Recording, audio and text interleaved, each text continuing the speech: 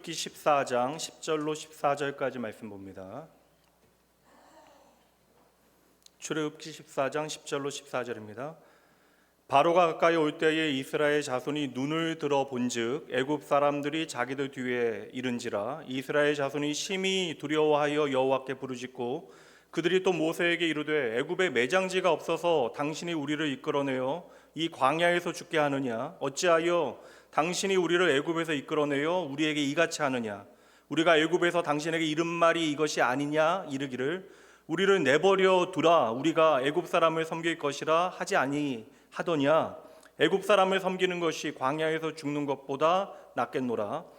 모세가 백성에게 이르되 너희는 두려워하지 말고 가만히 서서 여호와께서 오늘 너희를 위하여 행하시는 구원을 보라. 너희가 오늘 본 애굽 사람을 영원히 다시 보지 아니하리라. 여호와께서 너희를 위하여 싸우시리니 너희는 가만히 있을지니라. 아멘. 오늘 하나님의 로드맵 11번째 시간 가만히 있어라 라고 하는 제목으로 다양한 우리의 삶의 자리에 하나님께서 공통되게 동일하게 그리신 하나님의 로드맵의 그 좌표를 살피도록 하겠고요. 오늘 그 좌표는 가만히 있어라 라고 하는 것입니다. 오늘은 특별히 이제 종려 주일입니다. 우리는 종려 주일을 맞이하여 성찬에 참여하게 되어질 것인데 오늘 말씀을 통하여 이제 그 6월절 식탁 그리고 종려 주일 오늘 성가대 찬양한 대로 예수님께서 왜 십자가를 지셔야만 했는가에 대한 답을 오늘 말씀과 성찬을 통해 여러분 확인하셔야 합니다. 종려 주일은 예수님께서 예루살렘에 들어오실 때에 새끼나귀를 타고 들어오실 때에 예루살렘 시민들이 종려나무 가지를 흔들면서 호산나 다윗의 자손이요 우리를 구원하옵소서 노래했던 그날을 이야기하는 기념하는 날입니다. 하나님의 말씀에 계시되어진 대로 그 약속은 이루어졌건만 이제 문제는 그들이 호산나 다윗의 자손이요 우리를 구원하옵소서 노래는 했지만 그들의 기대는 주님의 마음과 전혀 달라요. 이제 랍비라고 하는 이 예수라고 하는 젊은 랍비가 이 땅을 구원할 메시아로 로마 제국을 무너뜨리고 이제 우리에게 승리뿐만 아니라 우리 민족을 세상에 가장 잘 살고 성공하는 그런 민족으로 만들어줄 왕의 자리에 오르게 되어질 것을 예루살렘 시민들은 기대하게 되어진 것입니다. 근데 주님은 도리어 예루살렘의 그 시민들을 보시면서 눈물을 흘리세요. 그리고 예루살렘에 들어오신 예수님은 사람들의 기대와 전혀 다른 길을 걸어가게 되어집니다. 승리의 왕이 되셔서 로마 제국으로부터 우리를 자유케 해야 되는데 도리어 예수님은 침묵하시며 십자가로 향하십니다. 그러한 무기력한 메시아를 나의 왕으로 사람들은 도무지 이해할 수 없는 것이죠.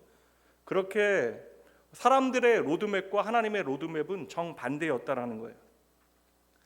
그러면 오늘 본문의 말씀이 보여주고 있는 장면을 우리가 살펴볼 터인데 이 장면도 똑같은 장면입니다.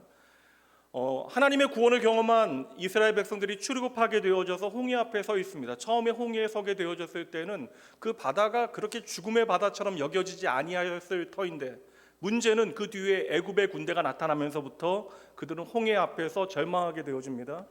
한 사람의 절망이 한순간에 모두에게 전염되어져서 이제 그들은 모두 끝이다 이야기하고 출애굽 자체를 부정하게 되어집니다.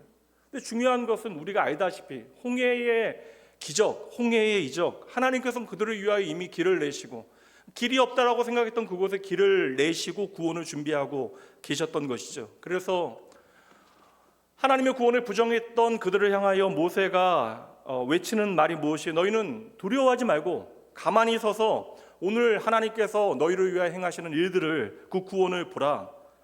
이 말씀이 우리가 또다시 종려주일을 맞이하게 되어진 이 자리에서 우리에게 주시는 살아있는 하나님의 음성으로 그래서 오늘 우리도 가만히 서서 예수님의 십자가를 통하여 무엇을 배울 수 있는가를 말씀을 통해 잠시 나누도록 할게요. 이스라엘 백성들은 이미 하나님의 놀라운 은혜를 경험하게 되어집니다. 10가지 재앙을 통하여 살아있는 신이었던 바로보다 하나님이 더 크시구나. 그러니까 조상들의 하나님, 아브라함의 하나님, 이삭의 하나님, 야곱의 하나님이 그냥 죽어있는 하나님이 아니라 오늘도 살아계시어 이 세상을 창조하신 하나님으로 우리를 구원하시는구나. 그래서 출애굽의 사건은 10가지 재앙을 통하여 하나님의 구원의 사건이 되어지고 그리고 여기서 끝나는 것이 아니라 출애굽한 이스라엘 백성들의 그 길을 하나님께서 친히 인도하셨는데 눈에 보이는 구름 기둥과 불 기둥을 통하여 그들의 길을 인도해 주셨다라는 거예요. 그러니 그들은 출애굽의 그 사건을 마지막으로 가지고 있는 것이 아니라 날마다 구름 기둥과 불 기둥을 통하여 하나님께서 우리와 함께 하신다, 이걸 이제 눈으로 확인하게 되어지는 것이죠. 그렇게 430년 동안 애굽에 종살이하면서 그냥 하나님을, 조상들의 하나님, 아브라함의 하나님, 이삭의 하나님, 야곱의 하나님인 줄만 알았는데 그 하나님이 이제 나의 하나님이라는 사실을 이제 경험하게 되어진 거예요. 그런데 여러분 잘 보세요.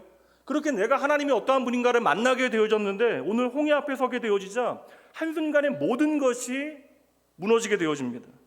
심지어 하나님을 향하여 원망하고 불평하는 데서 멈추는 것이 아니라 우리가 애굽에서 나오지 않는 것이 낫겠다, 애굽에 종살이 하는 것이 훨씬 더 낫겠다라고 하나님의 구원 자체를 부정하게 되어지는데, 그래서 12절 말씀에 보면 모세여 우리가 차라리 애굽 사람의 종으로 살아가겠다라고 이야기하지 않았습니까? 그러니까 우리가 생각하기에는 어떻게 이런 이야기를 할 수 있을까? 얼마 전 제가 개그맨, 코미디언 한 명이 방송 중에 심정지가 와서 이제 응급실에 실려간 제가 그 내용을 잠깐 봤는데, 이제 코미디언이 깨어나서 이제 가장 먼저 의료진에게 한 이야기가 누가 내 패딩을 잘랐느냐 이거 물어봤다고. 그날 이제 명품 패딩을 하나 사가지고 처음 입었는데 이제 깨어나 보니까 이제 팔이 잘려 있더라는 거죠. 이제 여러분 이거는 개그맨이 많이 할 수 있는, 코미디언만 할 수 있는 아주 위트 있는 유머가 될 수 있잖아요. 맞죠? 살아난 사람만이 할 수 있는 유머. 근데 이게 정말 유머가 아니라 만약에 그가 패딩을 자른 의료진을 고소했다면 이거 진짜라면 이건 배은망덕이 되어지는 것입니다. 오늘 홍해 앞에 서 있는 이스라엘 백성들이 딱 그 모양 아니에요?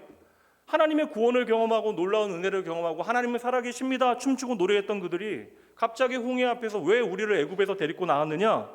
그러니 이것은 단지 여러분 어렵다라고 불평하고 원망하는 이야기가 아니라고, 푸념이 아니라고요. 이것은 하나님의 구원 자체를 부정하는 말이 되어지는 것입니다.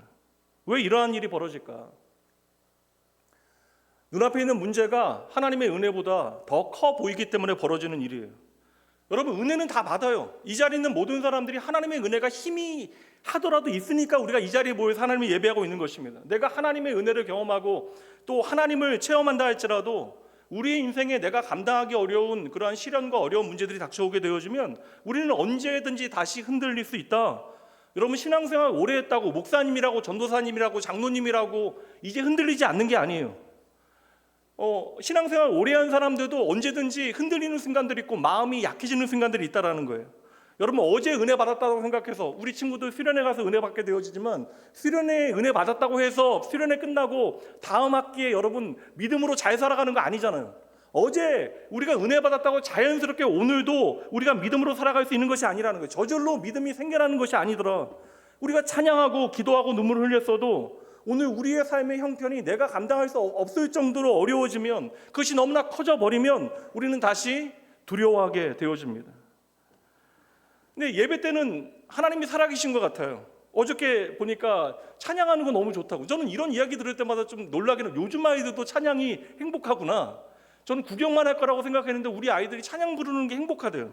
근데 예배 때는 하나님이 살아계신 것 같은데 월요일이 되어지면 또 내가 귀찮아지고 두려워지고, 기도할 때는 하나님이 다 하십니다, 하나님이 내 삶의 주인이십니다 고백하는데 또 당장 우리의 인생의 무거운 현실을 마주 대하게 되어지면 우리의 마음은 어느새 축 내려앉게 되어져요. 우리가 병원 결과 앞에서, 자녀 문제 앞에서, 관계의 갈등 앞에서, 또 경제적인 어떤 결핍의 문제 앞에서 우리는 여지없이 흔들리는 내 자신을 확인하게 되어지는 거예요. 그러니 성도 여러분, 오늘 홍해 앞에 서 있는 이 옛날 사람들의 이야기, 이 사람들의 실패의 이야기는 여러분 그들만의 이야기가 아니라는 거예요. 오늘 이 자리에 있는 저와 여러분의 이야기이다. 그래서 하나님께서는 이 사건을 통하여 그들의 고백과 하나님의 말씀과 또한 우리의 삶을 연결하여 우리의 삶에 주시고자 하는 메시지가 있는 거예요. 누구나 여러분 홍해 앞에 서게 되어지면 흔들리게 되어져요. 길이 막히면 여러분 원망하게 되어집니다. 숨이 막히는 상황 가운데 여러분 누구든지 차라리 옛날이 나았다라고 이야기할 수 있는 거예요. 그렇다면 문제는 무엇입니까? 우리의 삶에 정말 은혜가 부족합니까? 하나님께서 더 이상 우리의 삶에 함께 하시지 않는 것이 문제가 되어져요. 말씀드린 대로 우리의 진짜 문제는 아직 우리의 믿음이 눈앞에 있는 문제보다 더 크지 못하기 때문에 우리는 흔들리고 불안해하고 넘어지게 되어지는 것이죠. 그래서 오늘 하나님을 경험했던 이스라엘 백성들도 홍해를 보고 무너지게 되어집니다. 왜냐하면 그들에게 홍해는 지금까지 경험해 왔던 것과는 전혀 차원이 달라 보였기 때문에 그래요. 10가지 재앙을 봤다고요. 하나님은 정말 대단한 분이에요. 구름 기둥도 보고 불 기둥도 봤어요. 근데 홍해에 와 보니까 홍해는 정말 다르게 느껴지는 거예요. 아, 이건 다르다. 앞에는 하나님께서 일하셨을지 몰라도 여기서는 안 된다. 길이 없으니까. 작은 문제 앞에서는 우리가 하나님 믿는다라는 이야기하기가 어렵지 않아요. 또 지나가고 나서는 여러분, 이거 하나님께서 은혜 베푸셨습니다 고백하는 것도 어렵지 않은 것 같아요. 근데 우리의 삶에 문제가 커지면, 그래서 내가 그 문제를 감당할 수 없다라고 여겨지면 우리는 그 문제 앞에서 하나님이 안 계신 것처럼 착각하게 되어지는 것이죠. 그 문제가 너무나 커져버리게 되어지니까 내 마음 안에서 하나님이 안 보이는 것입니다. 생활비 문제는 하나님께 맡겨드릴 수 있어요. 그러나 사업에 문제가 생기면 이 문제는 하나님께서 나를 도우실 수 없다라고 우리는 착각하게 되어집니다. 내가 나의 건강 문제를 하나님의 손에 맡겨드립니다라고 기도할 수 있는데 이것이 죽음의 문제로 나의 앞에 임박하게 되어지면 또 다른 차원으로 우리에게 경험되어지는 것이죠. 우리가 일상의 염려들, 작은 염려는 하나님 앞에 다 맡겨드리겠다라고 기도할 수 있어요. 그런데 부모님들은 아실 거예요. 자녀의 문제요. 믿음의 원리를 내 삶에 적용하기는 어렵지 않은데 자녀의 문제 앞에서 우리가 믿음의 원리를 적용하는 것이 때때로 어려울 때가 있다는 거예요. 때로는 우리의 인생에 너무나 중요한 문제 앞에서 우리의 믿음을 한순간에 멈춰버리고 고장나 버리는 때가 있더라. 그러니 내 삶에 하나님이 없는 시간과 하나님이 없는 공간들이 있는 것처럼 우리는 착각하게 되어지는 것입니다. 정말 우리의 문제가 무엇일까? 우리가 믿음이 없어서 그런 것이 아니에요. 우리가 하나님을 작게 생각하는 그 경향, 내 마음이 문제가 되어지는 거예요. 그러다 보니까 우리는 하나님을 단지 내 마음을 위로해 주시는 분, 내가 조금 어려울 때 나를 도와줄 수 있는 분, 내 옆에 서 계시는 분, 그 정도로만 생각하는 거예요. 그런데 하나님은 어떠한 분이십니까? 창세기 1, 2, 3장이 다 나와요. 하나님은 이 세상을 창조하신 하나님, 세상을 주관하시고 역사를 움직이시고 우리가 생각하는 가장 부정적인 사건을 통해서도 가장 아름다운 결과를 만들어 내실 수 있는 전능하신 하나님, 그 하나님은 우리의 인생의 모든 영역을 책임지시는 분으로 우리가 믿어야 되는데 그게 안 되는 거예요. 그러니까 교회에서는 믿어지는데 교회 밖에 나가면 그게 안 되는 것이죠. 물론 여러분, 홍해라고 하는 문제는 차원이 다른 문제이긴 해요. 길이 없으니까요. 아무것도 할 수 있는 일이 없어요. 근데 우리에게는 분명 문제인데 우리가 이 시간 기억해야 되는 것은 무엇입니까? 우리에게는 문제인데 하나님께는 홍해가 문제가 아니다. 왜요? 그 홍해를 만드신 분이 누구이십니까? 하나님이시기에. 그러니 내가 좀 이해되지 않는다라고 해서 하나님이 안 계신 것처럼, 그 문제가 하나님보다 작은 것처럼, 그 문제보다 하나님이 작으신 것처럼 착각해서는 안 되는 거예요. 근데 감사한 건 무엇입니까? 저와 여러분이 너무나 잘 흔들리고 넘어진다라는 것을 아시기 때문에 하나님께서는 끊임없이 우리에게 찾아와서 말씀해 주신다라는 거예요. 그래서 저는 하나님께서 우리의 삶에 말씀해 주시는 것이 얼마나 감사한가. 창조 하나님을 믿는 믿음 가운데 우리의 삶 전부를 하나님께 맡겨드릴 수 있도록 하나님은 끊임없이 우리를 도와주시는 하나님, 우리를 이끌어주시는 하나님, 이 심을 우리는 믿어야 하는 것이죠. 창조자 하나님을 믿는 신앙은 다른 게 아니에요. 오늘 내가 감당하기 어려운 그 문제, 홍해와 같은 그 문제, 홍해를 만드신 분이 하나님이심을 우리가 믿는 것입니다. 우리가 홍해를 만드신 분이 하나님이심을 믿는다면 그 문제가 하나님의 손 안에 있음을 우리가 확신하게 되어지는 것이죠. 그러니까 그 문제를 책임질 수 있다는 사실을 우리가 잊지 않는다면 내 삶 전체를 하나님께서 책임지심을 믿음으로 고백해낼 수 있는 거예요. 힘들지 않다라는 게 아니에요. 힘들고 어렵지만 이 문제를 책임지시는 분이 하나님이심을 우리가 놓치지 않는다면 그 사망의 음침한 골짜기에 하나님의 구원의 빗줄기가 비치게 되어짐을 꼭 기억하시는 낙원의 가족도 되어지기 주님의 이름으로 축복합니다. 이러한 믿음이 있을 때 그래서 우리는 말할 수 있는 거예요. 길이 없어요. 근데 길이 없더라도 하나님은 길을 만드실 수 있다. 광야의 길을 내신 하나님, 바다의 길을 내신 하나님이 저와 여러분의 하나님이심을 여러분 믿으셔야 하는 거예요. 그러니까 문제는 커요. 우리에게 문제는 너무나 커요. 근데 하나님 앞에 문제가 큰 게 아니다. 우리에게 정말 문제는 문제가 큰 것이 아니라 하나님보다 이 문제를 더 크게 보는 것이 우리의 진짜 오늘의 문제가 되어지는 거예요. 오늘 말씀의 시작 보세요. 그들이 무엇을 보고 있는가를 보세요. 그들이 눈을 들어 봤대요. 근데 그들이 눈을 들어 본 것이 무엇입니까? 홍해와 애국 군대를 그들이 눈을 들어 봤대요. 그냥 본 건데, 현실을 정확하게 파악한 건데 그 이후에 갑자기 무너져 버리는 거예요. 그러니까 우리의 대부분의 두려움이라고 하는 것은 보는 것을 시작이 되는데 본 다음에는 해석이 이제 따르게 되어져요. 그러니까 본 것에 대해서 의미를 부여하고 해석하는 건 우리예요. 그러니까 우리가 가장 먼저 문제를 가장 크게 보기 시작하면서부터 두려움이 우리의 마음 가운데 시작이 되어지는 것입니다. 그리고 눈에 보이는 현실이 내가 감당하기 어려우니까 우리의 마음을 한순간에 압도하게 되어지는 거예요. 믿음이라고 하는 것은 여러분 단순합니다. 우리가 연습해야 되는 것은 내 눈에 보이는 것보다 보이지 않는 하나님께서 훨씬 더 크시다라는 사실을 믿는 거예요. 홍해가 이스라엘 백성들이 그때 봐야 하는 건 뭐예요? 홍해와 애국 군대가 아니라 그 이전에 지금까지 나를 구원하시고 인도하신 하나님을 기억해내는 거, 이게 믿음의 실력이라고요. 오늘 우리의 삶의 문제가 크다 할지라도 그 이전에 나를 구원하시고 지금까지 나를 인도하신 하나님을 바라보게 되어지면 내가 오늘 두려워하는 이 문제까지도 해결하실 수 있는 분이 하나님이심을 신뢰하게 되는 것이죠. 우리가 생각하기에는 다윗은 나와 다르다? 여러분, 다윗과 우리가 다른 것은 하나도 없어요.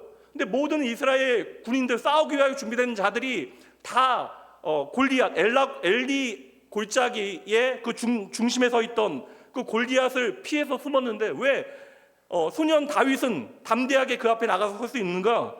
여러분, 엘라 골짜기의 중심에 서 있는 것이 골리앗이 아니라 그 중심에 서 계신 분이 하나님이심을 믿음으로 봤기 때문에, 골리앗은 큰데 골리앗보다 훨씬 더 크신 하나님을 내가 믿음으로 보게 되어지니까 골리앗 앞에 설 수 있게 되어지는 것이죠. 그러니 여러분, 오늘 가만히 있으라, 이건 여러분 그냥 멍하니 그렇게 있어라, 그게 아닙니다. 여러분, 이 가만히 있으라라고 하는 것은 가만히 서서 보라는 거예요. 너희의 시선과 관점을 바꾸라는 거예요. 지금 눈앞에 있는 문제만 보지 말고 하나님을 보라. 세상만 바라보지 말고 하나님을 붙들라. 이거 하나님께서 우리에게 요구하시는 것입니다. 그러니까 여러분, 믿음은 다른 게 아니에요. 믿음은요, 우리의 능력을 좀 강화해서 세상에 성공해서 이 모든 일들을 극복할 수 있는 상황을 만들어내는 것이 아니라, 믿음은 오늘도 살아계신 하나님, 나를 사랑하시는 하나님께 나의 시선을 맞추는 것이 믿음이다. 그래서 오늘 이글거리는 눈으로 모세 잡아먹겠다라고 소리 지르고 있는 그 무리들을 향하여 모세가 외치는 말이 무엇이에요? 좀 두려워하지 마라. 하나님께서 이제 너희를 위하여 싸우신다. 그러니 너희는 가만히 서서 봐라. 하나님께 맡기라. 분명 여러분, 눈앞에 있는 홍해와 그리고 그 뒤를 추격하고 있는 애굽의 군대는 이스라엘 백성들이 감당할 수 없는 차원이 다른 문제예요. 말씀드린 대로 싸울 수도 없고 도망갈 수도 없고 길도 없잖아요. 그러니까 잘 보세요 여러분, 방법이 없다고요. 길도 없고 도망갈 수도 없고 싸울 수도 없고. 그러니까 누가 대신 싸워주세요? 하나님께서 대신 싸워주시는 거예요. 우리가 해결할 수 없으니까 하나님께서 이 문제를 맡아주시는 것입니다. 오늘 종려주일로 다시 돌아가 보도록 할게요. 사람들은 예수님께서 로마에 대항하여 싸워주시기를 원했잖아요. 그러니까 로마를 무너뜨리고 우리의 왕이 되어주시기를 원한 거예요. 예수님은 손에 칼 대신 무엇을 선택하세요? 십자가를 선택하시잖아요. 왜 칼 대신 십자가를 선택하십니까? 예수님께 가장 큰 적은 로마가 아니라고요. 예수님께 가장 큰 적은 원수는 바로 저와 여러분의 죄의 문제라고요. 가장 깊은 문제는 그 상황이 아니라 우리의 존재, 죄로 말미암아 더 이상 하나님 앞에 나아갈 수 없는 우리의 존재, 영원한 멸망과 사망 가운데 처하게 되어진 그 사망의 그 그늘진 곳에 움츠리고 앉아 그 사망을 향하여 달려가고 있는 저와 여러분이 가장 심각한 문제라고요. 그래서 홍해 앞에서 하나님께서 대신 싸워주신 것처럼 십자가 위에서 저와 여러분의 죄를 위하여 예수님께서 대신 싸우신 거예요. 우리는 죄를 이길 수 없으니까, 우리는 사망을 이길 수 없으니까, 우리는 우리를 스스로 구원할 수 없으니까 이 죄의 문제를 예수님께서 친히 감당하시고 우리를 위하여 대신 싸워주신 그 사건, 바로 십자가예요. 우리의 죄를 대신하여 예수님께서 죽으신 것입니다. 그 십자가에 달리신 예수님께서 죽으시면서 마지막에 외치신 선언이 무엇이에요? 끝내 외치신 그 말씀, 다 이루었다. 그러니 여러분, 가만히 있으라라고 하는 건 이 말이에요. 내가 너를 위하여 싸웠다. 그러니 너는 이제 눈을 들어 나를 좀 봐라. 오늘 저와 여러분은 성찬에 참여하게 되어집니다. 작은 떡 하나, 빵 조각 하나, 작은 잔에 들어가 있는 포도찬 하나 우리가 함께 나누게 되어질 거예요. 근데 이거 아무것도 아닌 것처럼 보여지지만 이것은 하나님께서 저와 여러분을 위하여 싸우셨다는 증거가 되어지는 거예요. 우리가 쪼개어 먹게 되어지는 떡은 예수님의 찢기신 몸, 우리가 나누게 되어지는 잔은 예수님께서 십자가에서 흘리신 피입니다. 그래서 오늘 우리는 이 준비되어진 식탁에 앉아 우리의 삶을 향하여 주님께서 들려주시는 음성에 귀 기울여야 돼요. 너는 싸울 수 없지만 내가 대신 싸웠다. 너는 이길 수 없지만 내가 이미 이겼다.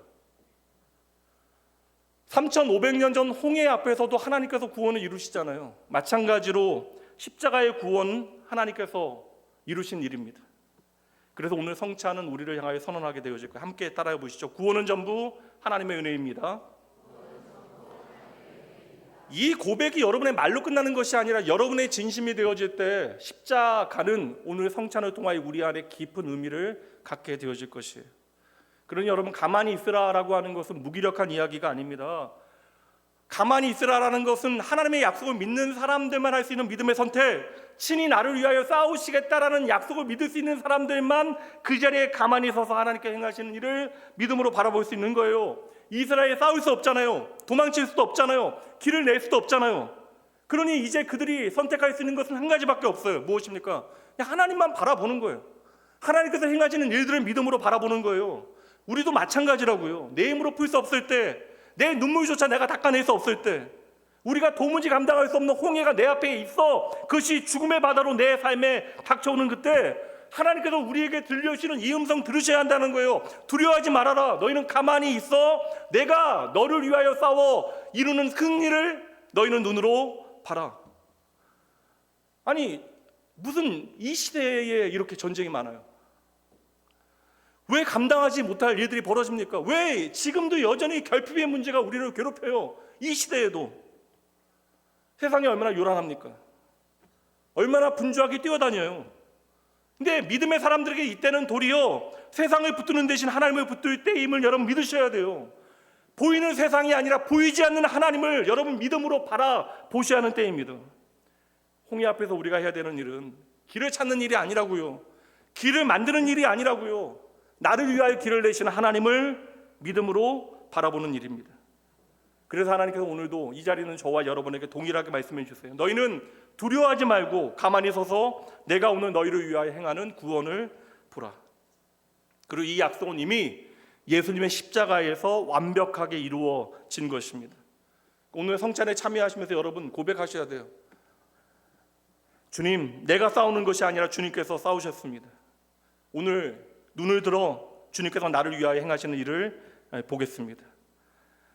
가만히 서서 하나님 바라보는 사람만 십자가의 은혜가 무엇인지를 알게 되어져요. 가만히 서서 하나님 바라보는 사람만 하나님의 구원의 은혜를 깊이 만나게 되어집니다. 오늘도 주님 앞에 가만히 서서 주님이 나를 위하여 행하신 놀라운 일, 십자가에 달려 그 죽음의 권세와 싸워 승리하시어 이제 우리에게 주신 그 구원을 여러분 믿음으로 바라보셔야 합니다. 이제 우리를 위하여 싸우시고 십자가에서 자신의 몸과 피를 내어주신 주님을 기억하며 믿음으로 성찬에 참여하도록 하겠습니다. 이 시간 종교 예식으로 행하여지는 것처럼 보여지고 분위기도 엄숙하긴 할 거예요. 우리 중고등부 친구들은 이 분위기 때문에 이 예식에 또 참여하는 친구들도 있을 터인데 다 할 수 있는 건 아니고 세례받은 친구들, 입교한 친구들 오늘 참여할 수 있습니다. 이 예식은 종교 예식이 아니라 예수 그리스도를 통하여 우리에게 베풀어 주시는 하나님의 식탁이 되어집니다. 그러니 오늘 이 식탁에 우리가 함께 참여하며 먹고 마시면서 우리가 하나님과 하나 되어지는 귀한 은혜의 자리임을 확인하셔야 돼요. 우리 중고등부 친구도 제가 제 방에서 오늘 들었는데 같이 예배가 항상 겹쳐서 제가 못 듣다가 오늘은 좀 시간이 달라서 들었거든요. 우리 중고등부 친구도 답해 보세요. 세례는 예수 그리스도와의 연합의 시작이다. 성례는 예수 그리스도와의 연합의 너네도 막 4번씩 하던데? 4번까지? 지속이다. 맞아요? 계속이다. 이거 다시 한번 할까요? 세례는 예수 그리스도와의 연합의 시작이다. 성찬은 예수 그리스도와의 연합의 계속이다. 이거 그 소율이 문답이 나오는 거잖아요. 96번, 97번, 98번 문항이 나온 걸 전도사님께서 정리하신 것 같아요. 그 연합이라는 게 뭔지 알아요? 너희들 생각하는 연합이라는 거 정도는 그냥 연합예배 정도로 생각하는 거잖아요. 제가 초등학교 1학년 때 우리 중고등부 친구들 잘 들어. 이게 연합의 이렇게 완전함을 표현할 수 없지만 여러분들 오늘 설명해 주는 거예요. 간단하게만 설명하고 성찬할 거예요. 제가 초등학교 1학년 때 8살 때요. 남의 집에 가서 한동안 좀 살았습니다. 근데 그 집에는 제가 8살 때 9살 형, 11살 형, 12살 누나가 살았어. 근데 그 낯선 집에 가서 좋은 분들이었는데 낯선 집에 가서 제일 힘들었던 시간이 저는 밥 먹는 시간이었거든요. 밥 먹는 시간에 그 형 누나들은 너무나 행복하게 떠들면서 밥을 먹는데 저는 그 자리에 앉아 있는 게 너무나 힘들었어요. 더 먹고 싶어도 더 달라는 얘기 못하고, 그리고 전 제일 걱정됐던 게 뭐냐면 떨어뜨릴까 봐, 식탁에 뭐를 흘릴까 봐 되게 염려했던 것 같아요. 근데 너무나 좋은 분들과 좋은 형 누나들이었는데 왜 제가 그렇게 눈치를 봤을까? 왜 그랬을까요? 저는 그 집의 식구가 아니거든요. 저도 모르게 눈칫밥을 먹었던 겁니다. 여러분, 밥을 같이 먹어도요, 가족이 않으면 편하지가 않아. 맞아요? 가족이 안 편할 수도 있지, 물론. 너희 때는. 연합이라고 하는 거 제가 쉽게 설명드릴게요. 연합이라고 하는 것은요, 눈치 더 이상 안 보는 거예요. 하나님 눈치 안 보는 거. 우리가 오늘 연합에 하나님과의, 예수님과의 연합이라고 하는 것은 오늘 예수님의 십자가 때문에 하나님이 내 아버지가 되신다라고 하는 것을 이 자리에서 확인하는 거예요. 우리가 이제 이 성찬에 참여하게 되어질 때 예수님께서 나를 위하여 죽으시고 부활하셨다는 사실을 내가 믿는다면 이제 하나님을 예수님 때문에 아버지라고 부를 수 있는 거야. 그래서 오늘 하나님의 식탁에 함께 연합하여 참여할 수 있게 되어진 거예요. 여기까지만 생각하고 오늘 이 성찬에 여러분들 참여하시면 됩니다. 이 시간 우리 성도님들은 너무나 잘 아시니까 우리는 같은 신앙 고백 아래에서 하나님의 한 가족이 되어졌습니다. 성찬위원도 나와서 준비해 주시고요. 우리 함께 이 시간 신앙 고백하도록 합니다. 하나님은 오늘 우리의 신앙 고백 가운데 함께 하십니다. 전능하사 천지를 만드신 하나님 아버지를 내가 믿사오며 그 외아들 우리 주 예수 그리스도를 믿사오니 이는 성령으로 잉태하사 본디오 빌라도에게 고난을 받으사 십자가에 못 박혀 죽으시고 장사한 지 사흘 만에 죽은 자 가운데서 다시 살아나시며 하늘에 오르사 전능하신 하나님 우편에 앉아 계시다가 저희로서 산자와 죽은 자를 심판하러 오시리라. 성령을 믿사오며 거룩한 공예와 성도가 서로 교통하는 것과 죄를 사하여 주시는 것과 몸이 다시 사는 것과 영원히 사는 것을 믿사옵나이다. 아멘. 주님께서 잡히시던 밤이었습니다. 우리 주님은 사랑하는 제자들과 마지막 식사를 하십니다. 그때 주님께서 떡을 들어 축사하시며 그 떡을 떼어 제자들에게 나누어 주시며 말씀하셨습니다. 이것은 너희를 위하여 찢기고 상한 내 몸이다. 너희는 받아 먹으라. 이 시간 주님의 말씀 기억하며 이 작은 떡을 우리를 위하여 찢기신 주님의 몸으로 기억하며 감사함으로 받도록 합니다. 다 받으신 후에 함께 기도하고 먹도록 할게요. 분병하도록 합니다.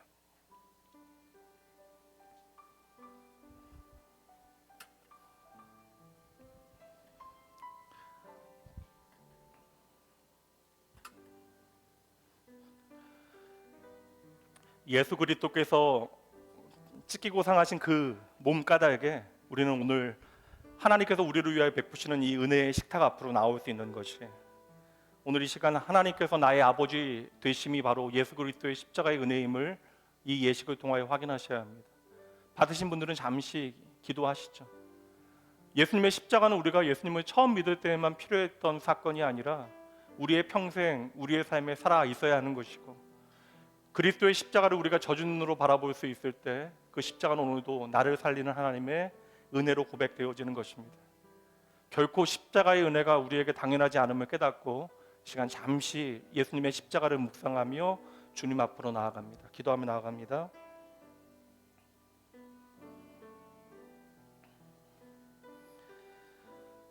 예수께서 이르시되 나는 생명의 떡이니 내게 오는 자는 결코 줄이지 아니할 터이요 나를 믿는 자는 영원히 목마르지 아니하리라.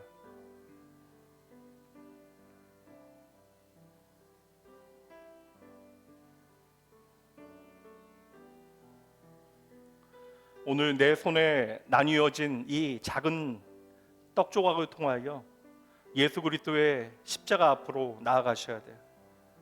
그곳에서 나를 위하여 찢기신 주님의 상한 몸을 바라보며 나를 향한 아버지 하나님의 사랑이 무엇인지를 확인하셔야 합니다. 하나님이 세상을 이처럼 사랑하사 독생자를 주셨으니 이는 그를 믿는 자마다 멸망하지 아니하고 영생을 얻게 하리여 하심이라. 하나님이 그 아들을 세상에 보내신 것은 세상을 심판하리여 하심이 아니요 그로 말미암아 세상이 구원을 받게 하리여 하심이라.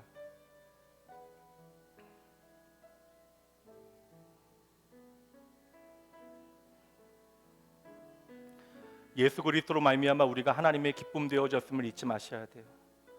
너희 하나님 여호와가 너희 가운데 계시니 그는 구원을 베푸실 전능자이시라.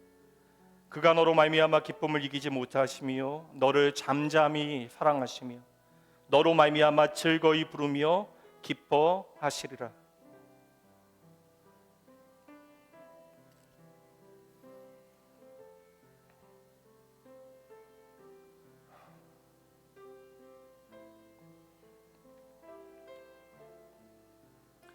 오늘 이 자리는 어떠한 나의 자격이 요구되어지는 자리가 아니에요. 예수님의 십자가를 통하여 나를 구원하신 아버지 하나님의 사랑을 확신하신다면 지난날의 우리의 모습이 어떠하건 간에 하나님의 은혜가 더 크심을 믿고 감사함으로 이 예식에 참여하셔야 합니다. 아버지,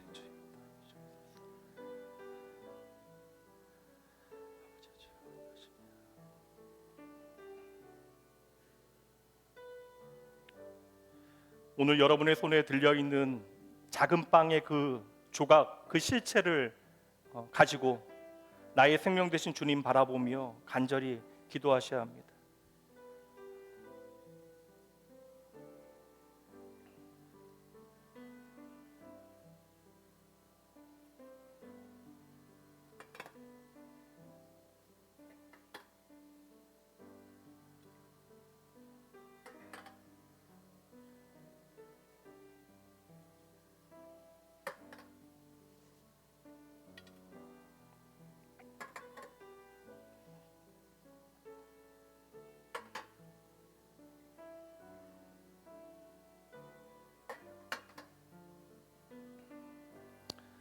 이 시간 함께 감사기도 드리고요, 먹도록 합니다.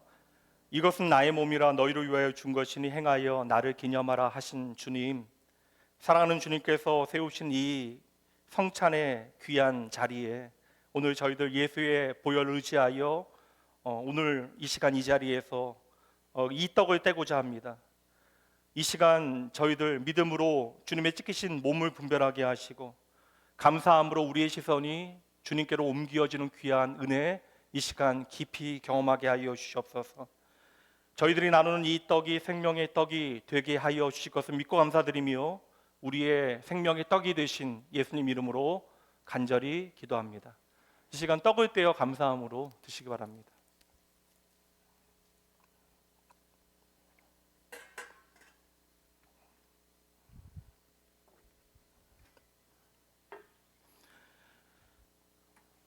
우리 주님은 식후에 잔을 들어 축사하셨습니다. 그리고 그 잔을 사랑하는 제자들에게 나누어 주시며 말씀하십니다.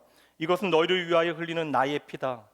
너희와 내 사이에 맺어진 새 언약의 피다. 그러니 너희는 받아 마시라. 이 시간 주님의 말씀 의지하여 감사함으로 이 잔을 동일하게 받도록 합니다.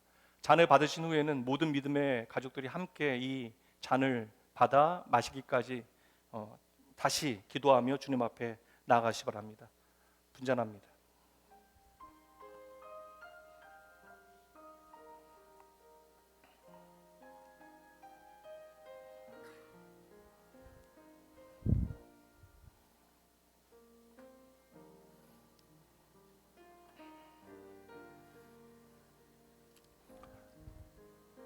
세례를 통하여 하나님의 생명 안으로 들어오게 하신 은혜가 있었다면 이제 성찬을 통하여 우리를 믿음 안에 하나님의 자녀답게 자라나게 하실 거예요.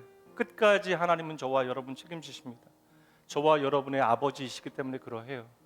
이 시간 귀한 성찬에 우리가 참여하며 나를 향한 아버지 하나님의 그 사랑, 자신의 생명 버려 나를 사랑하신 예수 그리스도의 그 은혜를 다시 한번 깊이 묵상하시기 바랍니다.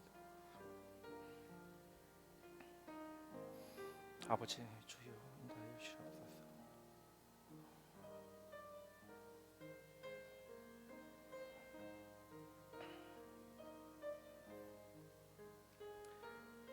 사랑은 여기 있으니 우리가 하나님을 사랑한 것이 아니요 하나님이 우리를 사랑하사 우리 죄를 속하기 위하여 화목제물로 그 아들을 보내셨습니다. 사랑하는 자들아, 하나님이 이같이 우리를 사랑하셨은즉 우리도 서로 사랑하는 것이 마땅하도다.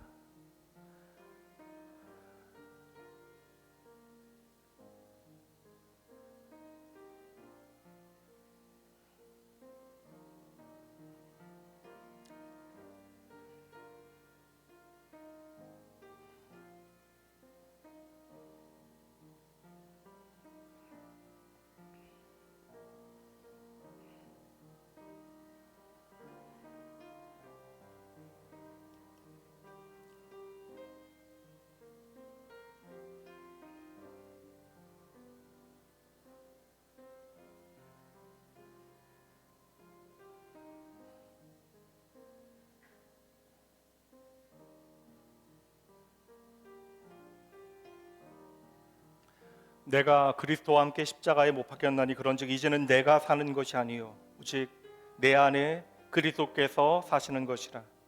이제 내가 육체 가운데 사는 것은 나를 사랑하사 나를 위하여 자기 자신을 버리신 하나님의 아들을 믿는 믿음 안에서 사는 것이라.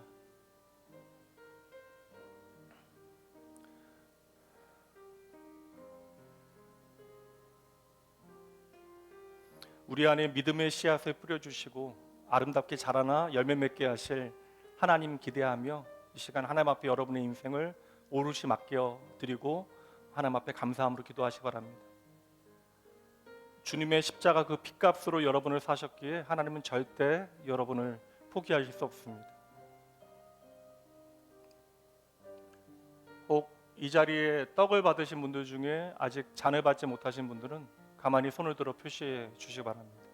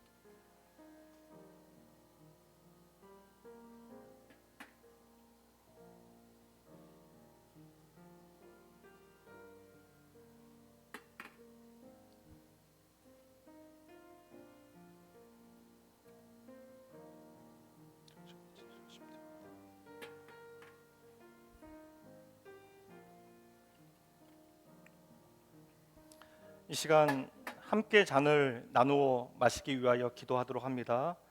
거룩하신 하나님, 이 시간 주님께서 십자가에서 나를 위하여 흘리신 그 보배로운 피 기억하며 주님의 잔을 나누어 마시려 합니다. 흘리신 보혈이 나의 생명이 되어지고 저희들 영생에 이르는 줄 믿사오니 이제는 주의 사랑 본받아 세상의 가치 아니라 하나님의 생명의 가치 위하여 살아가게 하시고 서로를 사랑하게 하시되 언제나 주님 안에 이 잔이 넘치는 복된 삶 살아가게 하여 주시옵소서. 이 시간을 복되게 하실 우리의 생명 되신 예수님 이름으로 축복하며 간절히 기도합니다. 아멘. 남김없이 감사함으로 드시기 바랍니다. 다 드신 잔은요, 여러분 예배 마치고 나가실 때 출입구에 준비되어 있는 곳에 넣어주시면 됩니다. 마무리해 주시고요.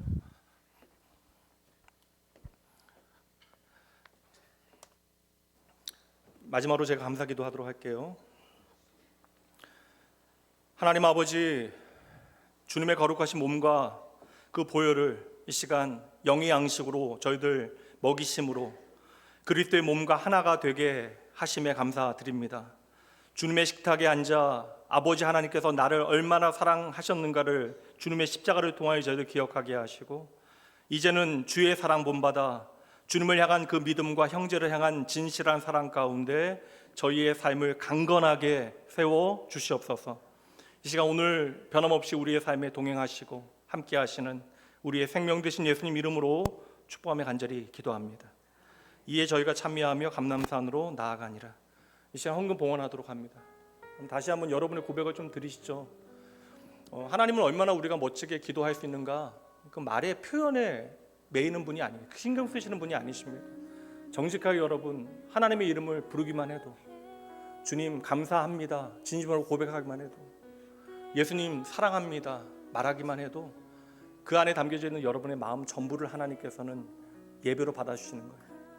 이 시간 잠시 오늘 우리에게 베푸신 하나님의 은혜와 사랑 기억하며 주님 앞에 나아가도록 합니다.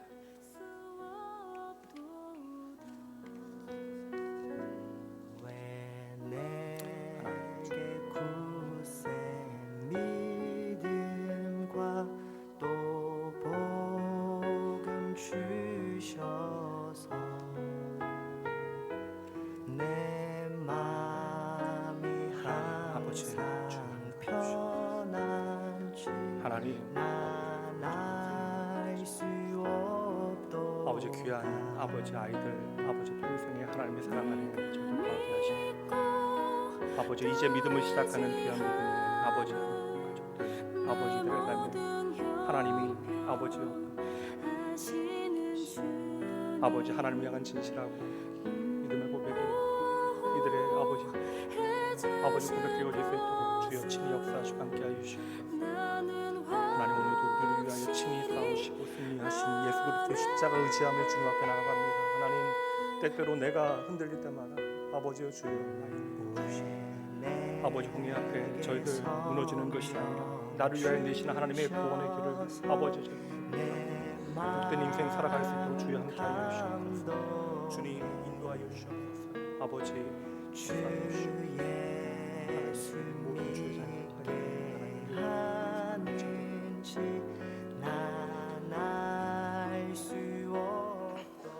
하나님 사랑하는 나의 아버지, 우리를 위하여 싸우시고 십자가에서 자신의 몸과 피를 흘려 주신 주님의 사랑 기억하며 이 시간 주님 앞에 감사함으로 나아갑니다. 저희들 아무것도 가진 것 없고 가만히 있을 수밖에 없는 자였고 스스로 구원할 수 없는 그러한 인생이었는데, 주님께서 나를 위하여 나의 죄를 짊어지시고 그 사망과 싸우시고 그 모든 죄의 값을 치르시고 오늘 저희를 살려주셨음을 십자가 앞에서 확인합니다. 이 시간 주의 그 은혜 앞에 저희의 삶을 드리며 이 헌금 드리오니, 이 헌금은 단순히 물질이 아니라 십자가의 은혜에 대한 저희의 살아있는 고백이 되어지고 우리의 마음과 시간과 삶 전체가 주님께 드려지는 산 제물 되어질 수 있도록 성령 하나님 친히 진리로 우리의 삶 가운데 일하여 주시옵소서. 이 헌금이 쓰여지는 곳마다 생명이 살아나게 하시고 상한 영혼이 회복되어지게 하시고 주 예수 그리스도의 십자가의 복음이 흘러가 하나님 많은 영혼들이 주님께 돌아오는 그 생명 안에 거하여 함께 기뻐하는 귀한 역사가 우리 가운데 있기를 간절히 소원합니다. 감사드리며 오늘도 살아계시어 늘 언제나 우리와 동행하여 주시는 우리의 생명 되신 예수님 이름으로 축복하며 간절히 기도합니다. 이제는 우리를 위하여 싸우시고 십자가에서 구원을 이루신 우리 주 예수 그리스도의 은혜와 우리를 끝까지 포기하지 아니하시고 사랑으로 붙들어 주시는 아버지 하나님의 크신 사랑하심과 십자가의 은혜를 기억하게 하시고 받은 은혜로 이제는 하나님 앞에 살아가게 하시는 성령 하나님의 동행하심이 오늘 성찬의 은혜를 마음에 품고 이제는 세상 가운데 나아가 하나님의 백성으로 주의 사랑을 살아내기로 다짐하고겠다는 모든 주의 사랑받는 자녀들을 위해 이들의 삶의 모든 형편 가운데 더불어 하나님께서 친히 지키실 이들의 마음과 생각 가운데 지금부터 영원까지 함께 있을지어다. 아멘.